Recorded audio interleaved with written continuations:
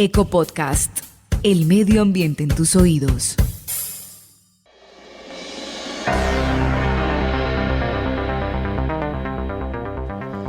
Hola, ¿qué tal? Soy Yolanda Ruiz y estamos en Ecopodcast, el podcast que quiere poner el medio ambiente en sus oídos. Y hoy queremos proponerles, con Caroline Morales y Daniela Henao, que me acompañan en esta aventura, hablar de reforestación y procesos de deforestación. Es decir, estamos perdiendo de manera rápida y muy preocupante los árboles, que son ni más ni menos que el pulmón de este planeta. ¿Qué hay que hacer? Parar la deforestación e incrementar la reforestación, la siembra de árboles. Hoy hablaremos de esos dos fenómenos. Nos acompañará un experto, Rodrigo Botero, director de la Fundación para la Conservación y Desarrollo Sostenible. Estaremos hablando también precisamente de siembra de árboles en la zona del eje cafetero. Caroline Morales estuvo por allí y bueno, nos da un poquito de esperanza que haya siembra masiva de árboles. Es una iniciativa también del sector privado y es que allí en esta zona los caficultores y los campesinos que producen distintos alimentos están notando cómo hay impacto directo en la producción, en la calidad y en la cantidad de lo que se produce como parte justamente de la deforestación en la zona. De modo que en buena hora les vamos a contar historia de proceso de reforestación. Esto es importante. Caroline, un dato que nos sirva para entender la magnitud del problema que tenemos entre las manos. Sí, en Colombia en 2020 171.000 hectáreas fueron deforestadas y el 70% corresponde solo a la Amazonía. Es una cifra impresionante además porque cada vez más se está perdiendo bosques en la Amazonía, que recordemos es el pulmón del mundo, que nos ayuda a capturar carbono, a hacer todos estos ciclos del agua para que finalmente pues esto llegue a los páramos del país. Así que es preocupante esta cifra, 171.000 hectáreas en 2020, 70% en la Amazonía colombiana. Bueno, pero no solamente pasa en Colombia y recordemos que toda la región del Amazonas la comparten varios países. El más grande de ellos pues es Brasil. ¿Qué pasa en Brasil con la deforestación? Daniela Henao. Pues el último año, 2021, se tiene precisamente un registro de 13.235 kilómetros cuadrados deforestados en la Amazonía brasileña y se teme que este nuevo año aumente la cifra, convirtiéndose en la peor crisis de deforestación en los últimos 15 años. Y hay una preocupación en el caso de Brasil, Daniela, y es el liderazgo de Bolsonaro, que en reiteradas oportunidades ha negado que haya un problema allí. Él dice que es permanentemente, que esto ocurre con frecuencia y esto ha generado, por supuesto, preocupaciones de los ambientalistas, porque si desde los líderes que tienen que tomar las decisiones no se reconoce que hay un problema, el problema se puede crecer. Y es que las cifras se han convertido en cifras récord precisamente con la particularidad que han ocurrido, se han registrado durante el gobierno de Jair Bolsonaro, que ha dicho varias veces que los grandes incendios en la Amazonía son consecuencia de altas temperaturas, pero que nada más. Y además lo que dice Bolsonaro es que como Brasil es uno de los principales productores de alimentos en el mundo, pues es realmente una campaña de desinformación en su contra hablar que la deforestación en la Amazonía pues es culpa también de las políticas públicas. Y esto es lo que ha dicho Jair Bolsonaro. O Brasil desponta como o maior produtor mundial de alimentos e, por isso, há tanto interesse em propagar desinformações sobre o nosso meio ambiente. As grandes queimadas são consequências inevitáveis da alta temperatura local, somada ao acúmulo de massa orgânica em decomposição. Eso es lo que ha dicho Jair Bolsonaro, incendios que se producen únicamente por altas temperaturas y por acumulación de algunos desechos, pero sería una campaña de desinformación, según el presidente de Brasil. Claro, y esto ha generado mucho debate, lo decíamos, los incendios forestales que pueden ser parte de unos ciclos naturales se han venido incrementando y han venido arrasando más y más hectáreas. Además de eso está la tala indiscriminada, está todo el tráfico de madera, las mafias que hay detrás, de modo que el fenómeno es muy, pero muy complicado. Para entenderlo un poco mejor, hay que hablar siempre con los expertos. Y hoy hemos invitado a Rodrigo Botero, director de la Fundación para la Conservación y el Desarrollo Sostenible. Es uno de los líderes que más conoce sobre este tema en Colombia y también en el mundo. ¿Cómo es este asunto de la deforestación? ¿Qué tan grave es? Y si realmente podemos hacer algo para mitigar o esto forma parte de un proceso natural. Muchísimas gracias por acompañarnos, por estar en Ecopodcast. Gracias, Yolanda. Muy buenos días. Primero que todo, hay un proceso de calentamiento acelerado en el mundo, ¿cierto? Segundo, hay una demanda mundial de alimentos, específicamente de carne, soya y palma. Ese proceso está concentrándose en las últimas tierras de frontera agropecuaria del mundo y en particular en la región amazónica, en Brasil, Colombia, parte de Bolivia y Perú. En el caso colombiano, tenemos un proceso de deforestación asociado directamente al acaparamiento de tierras para incorporar estas áreas en la producción agropecuaria. Ese es el principal factor hoy de transformación que tenemos y es muy grave por cuanto está muy acelerado y está interviniendo zonas tremendamente complicadas. Claro, es decir, de alguna manera, si entiendo bien, estamos tumbando monte, tumbando selva para sembrar comida. Exactamente. O sea, pero digamos lo que es una producción de comida de futuro, porque en este momento lo primero que está sucediendo es que la mayor cantidad de tierra que se está deforestando está pasando a producción de ganadería. Les voy a dar a ustedes un dato. En los últimos 5 años, ¿sí?, más de 500,000 de hectáreas se han deforestado, por ejemplo, alrededor del Parque Nacional Chiribiquete, ¿cierto?, en 3 departamentos. En ese 500,000 de hectáreas ha crecido más de 1,000,000 de nuevas cabezas de ganado, que empiezan precisamente ya a consolidar ya esas áreas, no como bosques, sino como tierras de producción agropecuaria, específicamente de ganadería. Impresionante. Hay otras zonas. Ahora, Sí, muy impresionante, una precisión aquí uno dice, bueno, pero ¿necesitamos tener más ganado para comer o no lo necesitamos? ¿O podemos comer otras cosas? Es un poco eso también. Esa es la mejor pregunta, claro, esa es la gran pregunta. No, por eso decía inicialmente, hoy por hoy está, digámoslo, que este mercado de comida está jalonado a ese mercado internacional. No es para, ¿okay? No es para satisfacer, y ustedes lo comentan diariamente cuando hacen estas entrevistas, por ejemplo, a la dirección del DANE, que les muestra que en Colombia cada vez hay un menor consumo de comidas por familia al día. Pasamos de 3 a 2 en grupos enormes, ¿cierto? De 2 a 1. Fuera de eso, el consumo de carne ha disminuido. ¿Por qué? Porque entonces subió en el último año más de un 100% de la carne puesta en fama. 100% subió la carne puesta en fama. Y obviamente empieza a haber un mercado internacional que genera una expectativa y una especulación, porque obviamente el precio es muchísimo mayor al del mercado interno. Entonces no es que esté satisfaciendo necesidades de mercado interno. Hay suficiente cantidad de animales, ¿cierto?, para atender lo que sería el mercado interno. Se está ampliando con una expectativa nacional. Y lo otro, el número de animales que tenemos hoy por hoy en Colombia se podría atender en la 4ª parte del área que tienen ocupada. Entonces, ¿cuál es realmente el factor que hay detrás? El acaparamiento de tierra.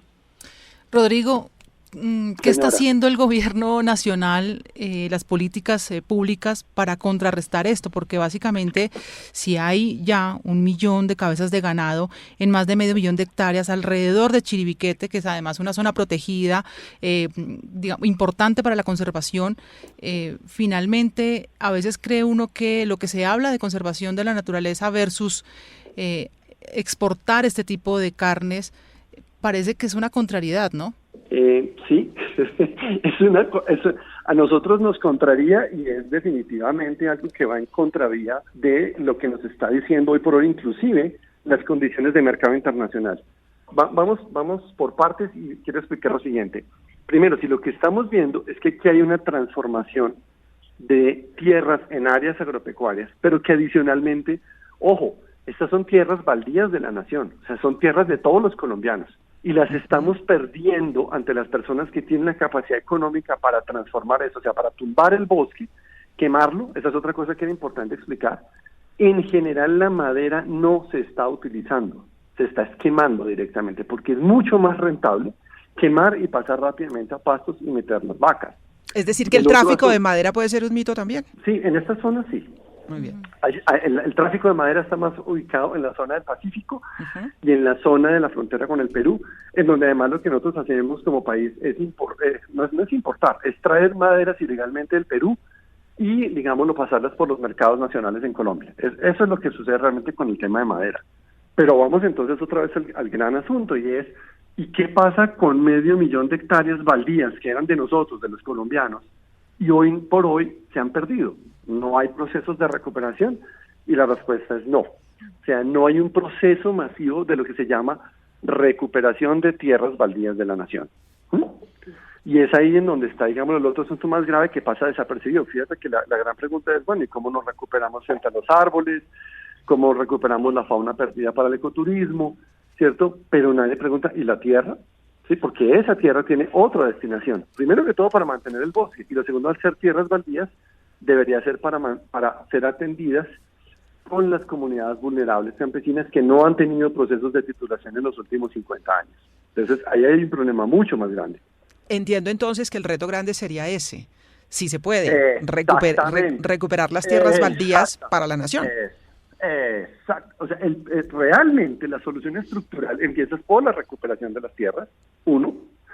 Segundo, y por eso les dije ahorita lo del tema de la contradicción con el mercado internacional, y es declarar una frontera de ampliación agropecuaria. Si no lo hace Colombia, se lo van a hacer. Y si no, miremos lo que acaba de señalar el embajador de la Unión Europea en Colombia, cuando hizo un sobrevuelo con nosotros.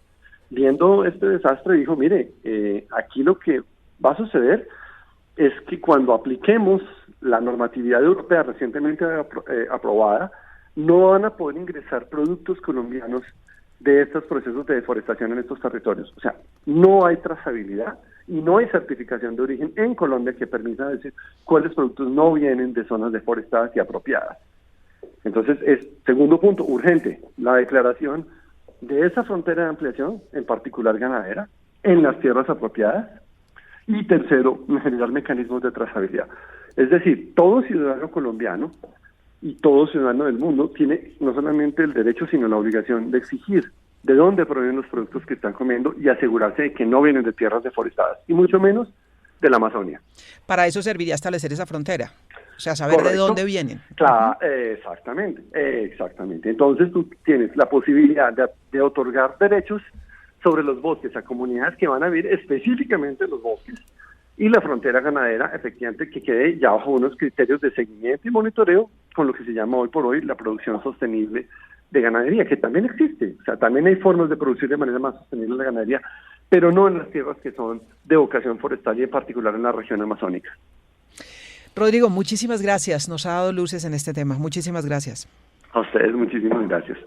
Rodrigo Botero es director de la Fundación para la Conservación y el Desarrollo Sostenible. Nos aporta varios elementos. Está el calentamiento global como uno de los fenómenos, pero él dice también está la demanda de alimentos, que ha hecho que además se esté corriendo permanentemente la frontera agrícola, y lo que más le preocupa a él, que se esté corriendo la frontera ganadera. Es decir, que estamos perdiendo zonas de bosques y zonas de selva para convertirlas en pasto para ganado. Esto tiene un impacto tremendo en el cambio climático, es decir, se va retroalimentando. Entonces plantea él que el reto grande es la recuperación de los terrenos baldíos que son de la nación. Esa es una primera tarea. Y luego establecer claramente la frontera ganadera para saber cuáles de los productos que vienen más allá de donde deberían venir, pues no se deberían estar consumiendo. Productos que además van hacia el mercado internacional. Muy, pero muy interesante lo que nos plantea Rodrigo. Ahora, decimos, aquí hay un problema, y hay un problema grande. Y hoy hablamos de la región de Amazonas, pero obviamente que el proceso de deforestación se siente casi que de punta a punta en el país, casi que en todas las regiones. Él hablaba, por ejemplo, que más problema de madera tenemos en la región pacífica, en donde muchas veces se tala justamente para la venta de madera. Pero hay otras regiones en donde se siente el impacto en la cotidianidad de la agricultura, por cuenta del cambio climático y por cuenta de la deforestación. Caroline Morales nos trae una historia bien interesante porque estuvo en Belén de Umbría, en el departamento de Risaralda. Es tierra donde se cultiva café, donde se cultiva plátano y donde se siente el efecto de la deforestación. Por eso tan importante un proyecto de empresa privada que hace una siembra masiva en esta región. Caroline nos tiene la historia, acompañó todo el proceso y nos cuenta qué está pasando hoy en la región y cómo puede esta reforestación masiva ayudar a mitigar.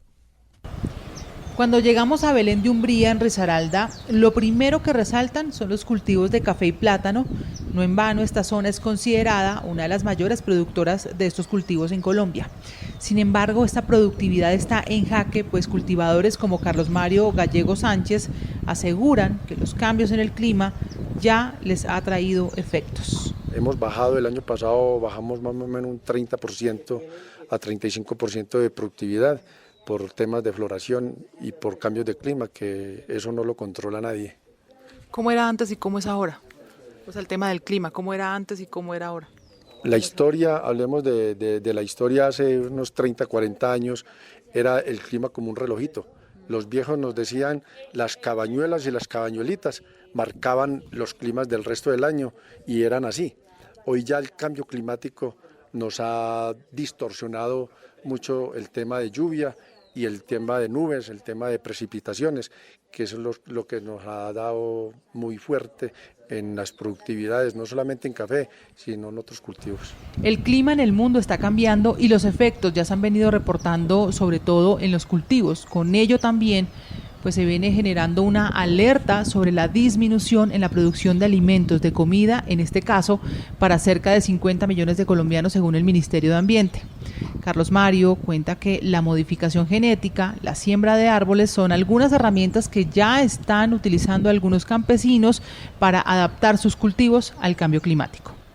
Tienen que mejorar genética para que los árboles tengan más productividad, para poder de que nos entregue una semilla de pronto un poco más productiva. Siembras de árboles, anclaje en el mismo terreno para deslizamientos, volcamientos, por precipitaciones tan altas que hemos tenido en estos días o han ocurrido. Eso ha sido también parte fundamental.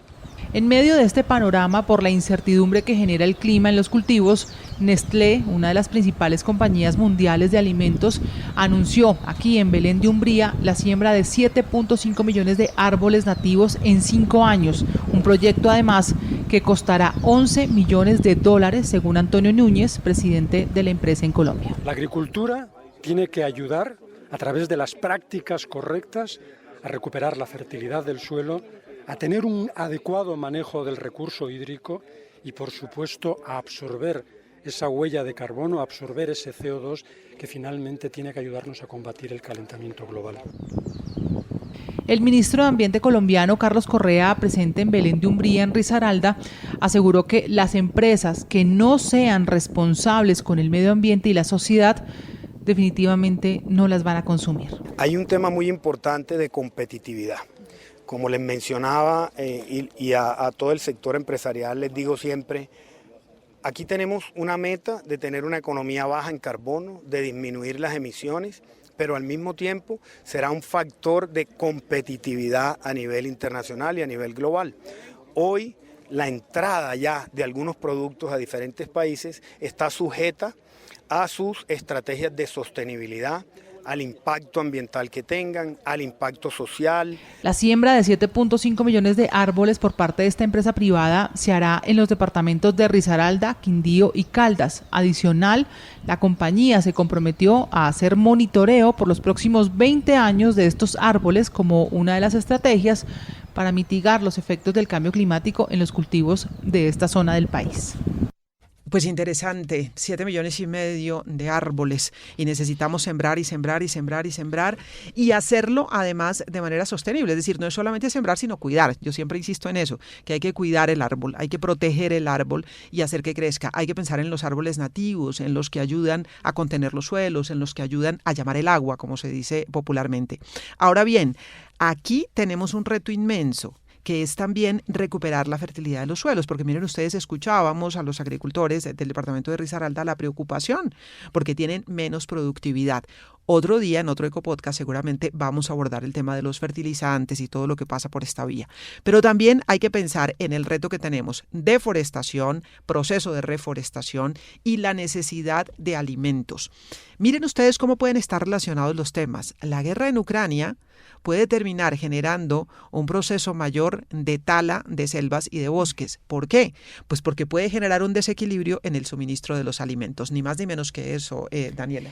Y es que precisamente el resurgimiento de conflictos en el mundo, sobre todo en países que se consideran el granero del mundo, el granero de Europa, los principales productores de cereales y de trigo, pues hacen que incluso Naciones Unidas esté dando una alerta de hambruna en el mundo, algo que también podría ser aprovechado por Bolsonaro, por ejemplo, el personaje del que hemos estado hablando en este capítulo, para poder seguir justificando la deforestación para la producción mundial de alimentos, pues precisamente a partir de ese tipo de conflictos que ponen en riesgo entonces el hambre pues en el mundo. Riesgo, el hambre en el planeta, que es una de las grandes preocupaciones, por supuesto, y estamos en ese escenario de tener unos problemas grandes de deforestación y unos problemas grandes como los conflictos internacionales que también, miren ustedes, se pueden terminar relacionando con el conflicto ambiental, si lo podemos llamar en esos términos. Porque si hay inseguridad alimentaria en el mundo,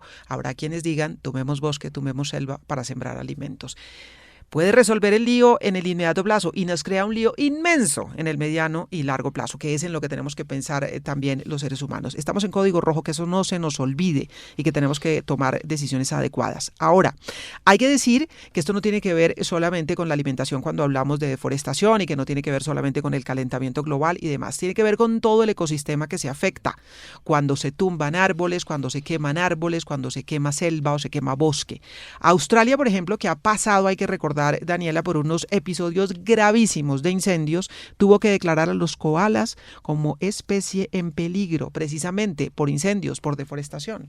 Pues precisamente están en peligro en gran parte de la costa oriental de Australia, por los incendios forestales, por la deforestación, por las sequías también y por las enfermedades consecuencia pues de esas catástrofes naturales. Son marsupiales que en solo 10 años en Australia han pasado de ser especie vulnerable a estar casi que ya en peligro de extinción. Se estima que la población de koalas en ese país cayó de 185.000 a 92.000 entre 2001 y 2021. Y si no se hace nada, pues Australia lo que dice es que precisamente van a desaparecer de aquí a 2050. Los koalas en riesgo también por incendios y por deforestación. Me quedó sonando mucho de la conversación con Rodrigo Carolay lo que nos dijo de Chiribiquete, que ya en los alrededores de Chiribiquete hay ganadería. Chiribiquete es un tesoro en múltiples sentidos. Es decir, es un tesoro desde el punto de vista ambiental, pero es un tesoro desde el punto de vista cultural, es un patrimonio que tenemos los colombianos y tendría que ser casi que una consigna nacional proteger Chiribiquete. Y curiosamente, pues hace algunas semanas estuvo Jeff Bezos de visita en el país y manifestó su intención y su deseo de conocer Chiribiquete. Ojalá sea para prestar ayuda, digo yo, que no vaya solamente a turista a tomar la selfie. No, o a generar negocio, que era un poco lo que veía uno en redes sociales, los comentarios de la gente, que por qué Jeff Bezos tenía intención de ir a Chiribiquete. Conocimos la historia detrás de esta intención de Jeff Bezos, nos la cuenta el ministro de Ambiente, Carlos Correa. Bueno, con Jeff Bezos estuvimos en la COP26, en una reunión con el presidente de la República, algunos donantes. Ahí él pudo ver todas las iniciativas que estamos haciendo. En ese momento el compromiso de Colombia del 30-30, que es proteger el 30% de nuestras áreas marinas y terrestres en este año 2022 y no esperar hasta el año 2030, lo motivó mucho. Él, a través del Fondo Bezos, está haciendo inversiones importantes en conservación y en áreas protegidas. Le contamos sobre Chiribiquete, casi 4 millones de hectáreas, que es una riqueza y una belleza natural que tenemos los colombianos. Ya él había estado mirando y quiere y quiso también pues venir, así como lo prometió, se lo prometió al presidente que le hizo la invitación, y bueno, aquí estuvo definitivamente y nos agrada mucho. ¿Qué dijo él cuando conoció Chiribiquete, semejante maravilla? Creo que cuando uno llega allá es disfrutar la majestuosidad y ver algo que nuestros ojos nunca han visto en la vida. Entonces esa fue la imagen que se llevó, y por supuesto todo el apoyo que le da a Colombia en materia de conservación. Chiribiquete, un lugar mágico, asombroso. A mí me llamó una vez la atención cuando fui a uno de estos tantos congresos con científicos colombianos que habían visitado Chiribiquete. Es impresionante la energía que les producía estar en este lugar. Muchos de ellos incluso en el panel lloraban porque decían que era estar en un lugar donde la sencillez y donde la humanidad se expresaba de una manera increíble por toda la diversidad de animales. Es mágico lo que pasa en Chiribiquete, llamado también la Capilla Sixtina de la arqueología en América Latina, y además recordemos que fue declarado Patrimonio Cultural y Biológico de la Humanidad por la UNESCO en 2018, así que pues Jeff Bezos tuvo la fortuna, el privilegio de visitar este lugar. Bueno, interesante. Chiribiquete, un patrimonio nacional y un patrimonio de la humanidad, que no se nos olvide. Y a mí me queda sonando, cerquitica, en los alrededores de Chiribiquete ya hay ganadería. Esto tiene que encendernos las alertas. Vamos, si les parece, con Carolay Morales, que nos tiene Ecotips, que siempre nos hace recomendaciones, a ver cómo podemos proteger el planeta en el día a día, Llegan los Ecotips. Hablemos hoy, Caroline, de reciclaje de residuos que se consideran peligrosos, que pueden ser muchos, ¿no? Sí, básicamente, la definición más sencilla de residuos peligrosos son los que tienen características corrosivas, reactivas, explosivas, es decir, ¿qué son? Por ejemplo, el aceite usado de origen mineral, los que son usados en los automotores, motores, motos, bicicletas, el aceite de cocina, que también es considerado un residuo peligroso, medicamentos vencidos o que ya no estén en uso son también considerados residuos peligrosos, las pilas, las baterías de los vehículos, las llantas usadas, televisores, computadores, pinturas, juguetes, tabletas digitales, en fin, hay un sinnúmero de elementos que no deberían ir a los rellenos sanitarios. Repito, no deberían ir a los rellenos sanitarios porque esto contamina fuentes de agua, contamina suelos y básicamente lo que está generando es que ese tipo de materiales corrosivos lleguen también a nosotros. Hemos hablado con Juan Camilo Pinzón, él es vocero de Punto Azul que se encarga de hacer reciclaje de medicamentos en Colombia. Colombia es pionera en Sudamérica de reciclaje de medicamentos en desuso y también vencidos. Escuchemos. Colombia cuenta con un programa, el programa Punto Azul, que se encarga de recolectar esos medicamentos vencidos, parcialmente consumidos o averiados que tenemos en nuestras casas y que a veces no sabemos ni para qué son útiles. Es importante recordar que estos son residuos peligrosos porque pueden afectar los ecosistemas, el medio ambiente, pueden afectar las fuentes hídricas, los suelos y llevar estos residuos a un relleno sanitario podrían seguirlos colmatando y generar todas esas dificultades ambientales. Y les voy a contar, por ejemplo, yo qué hago en mi caso, no sé, sobran muchos cables que a veces uno no usa, pilas, electrodomésticos. Hay muchos centros comerciales en distintas partes del país donde usted puede llevarlos y tenerlos allí. Incluso hay contenedores también de aceite usado de cocina, de estos aceites de motos, de medicamentos vencidos. Es decir, ya hay dispuesta toda una logística para que podamos disponer de manera correcta estos residuos peligrosos y evitar, por favor, que los llevemos a los rellenos sanitarios. Para cada producto, pues hay un contenedor especial. Punto Azul, el de los medicamentos. ¿Están centros comerciales? Sí, ahí en Colombia más de 1.600 contenedores en el caso de los medicamentos. Y mire esta cifra, se han gestionado de forma correcta ya 1.000 toneladas de residuos de medicamentos en desuso y también vencidos en el país. 1.000 toneladas. Bueno, entonces, de pronto usted lo puede encontrar en internet, ¿cierto? Sí. ¿Punto Azul? Sí, para saber cuál es el más cercano. Azul. Incluso la Secretaría en Bogotá tiene también en la página, ustedes pueden buscar en Google, es muy fácil, ¿dónde puedo disponer los medicamentos en desuso? Y seguro les van a salir los puntos donde usted puede ir a gestionar o a hacerlo de manera correcta. Claro, no es buena idea, por ejemplo, yo tiro el jarabe por ahí, no. por el sifón, no. O el aceite de cocina. O el aceite, no, porque esto contamina. Siempre piensen que saliendo de su casa, lo que usted deseche puede estar contaminando. ¿Y qué contamina? Pues lo que usted necesita después. El agua, el aire, en fin. Entonces pensemos un poquito cómo manejamos las basuras. En este caso, los medicamentos vencidos, hay puntos azules donde los puede desechar adecuadamente. Vamos con nuestros expertos, con los niños que nos dan cátedra de medio ambiente.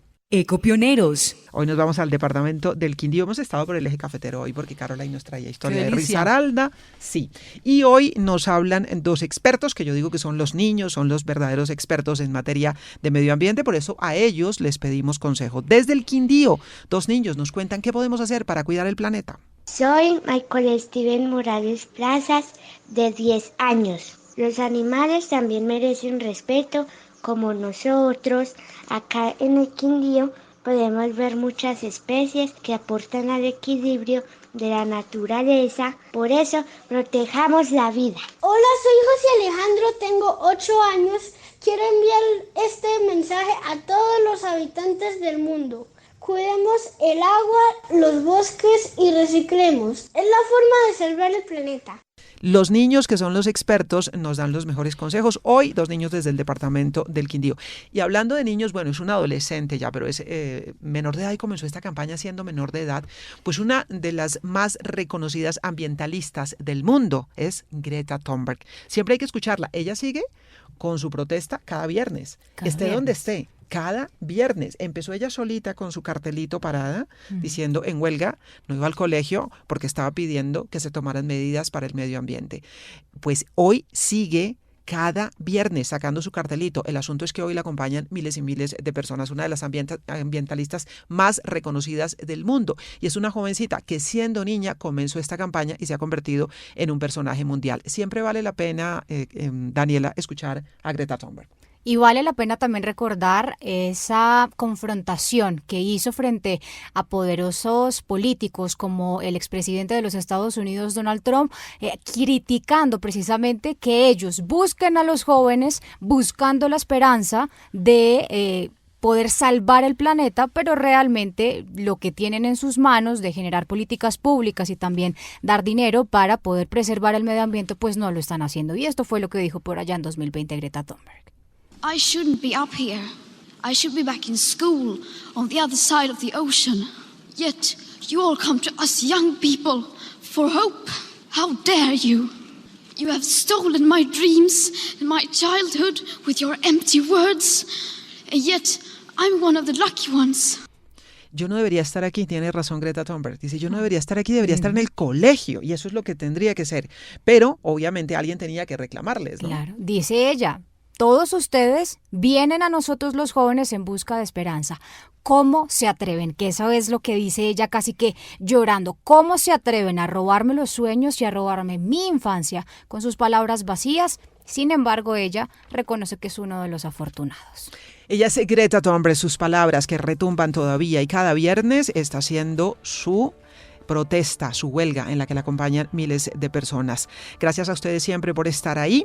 Aquí hemos estado con Caroline Morales, con Daniela Henao, en la producción Sebastián González, Mauricio Amador que nos apoya en la operación y postproducción y siempre pendientes de lo que pasa en este planeta, que estamos en Código Rojo y aquí queremos poner el medio ambiente en sus oídos. Gracias por estar ahí.